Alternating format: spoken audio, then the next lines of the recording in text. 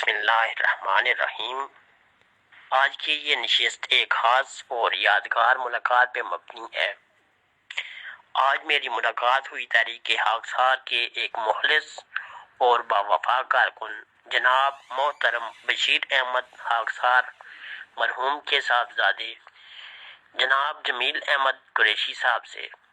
سب سے پہلے میں تمام احباب سے گزارش کروں گا کہ وہ جناب جمیل احمد قریشی صاحب کی جلد صحت یابی اور عافیت کے لیے دعا فرمائیں۔ یہ اس وقت سخت علیل ہیں، مگر ان کے لہجے میں اب بھی اپنے والد کی طرح طریق خاکسار کا وہی عزم، اخلاص اور درد جھلکتا ہے۔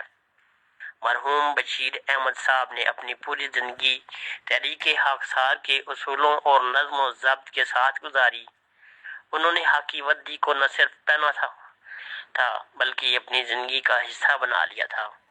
وہ آخری سانس تک تحریک کے نظریے اور خدمت حلق کے جذبے سے وابستہ رہے۔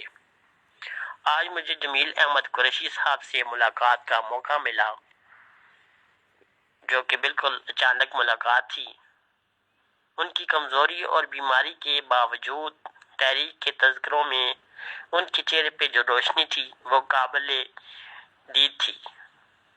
میں نے ان سے طریق خاکسار کے اعراض و مقاصد پہ تھوڑی سی گفتگو کی، اور اب میں چاہوں گا کہ آپ بھی وہ گفتگو خود ان کی زبانی سنیں۔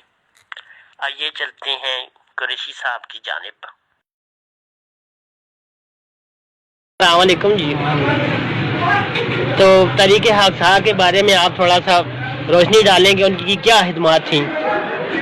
خاکسار کا غلبہ اسلام نہیں تھا، لوگوں میں کئی بار علم نہیں، غلبہ اسلام ہے کہ جی غلبہ اسلام دنیا ہر جہان کے زمین پہ اللہ نے خلافت میں نظام، جیسے خلافت راستہ، خلافت عثمانیہ، خلافت عباسیہ، خلافت بین عثمان سنی، تو ساڑھے 1145 سال ہندوستان کے مسلمانوں نے حکومت کی سنی۔ یہ غلبہ اسلام کی وجہ سے تھا۔ آج کسی کو پتہ ہی نہیں غلبہ اسلام کیا چیز ہے، اتنا بندوں کا قتل کر رہے ہیں، بے گناہ لوگوں کو مار رہے ہیں، اس کو غلبہ اسلام نہیں کہتے ہیں، یہ تو مثال ہے۔ اصل میں یہ تحریک غلبہ اسلام کی داعی تھی۔ دیکھو موجودہ دور میں جو لوگوں نے اس میں دہشت گردی کا عنصر شامل کیا ہے، اس کا اسلام سے کوئی تعلق نہیں ہے۔ اسلام تو یہ کہتا ہے کسی کی فصل کو بھی مت اجاڑ دو، جو تلوار تمہارے مقابلے میں اٹھائے اسے قتل کرو، بے گناہ انسان کو قتل نہیں کرنا چاہیے۔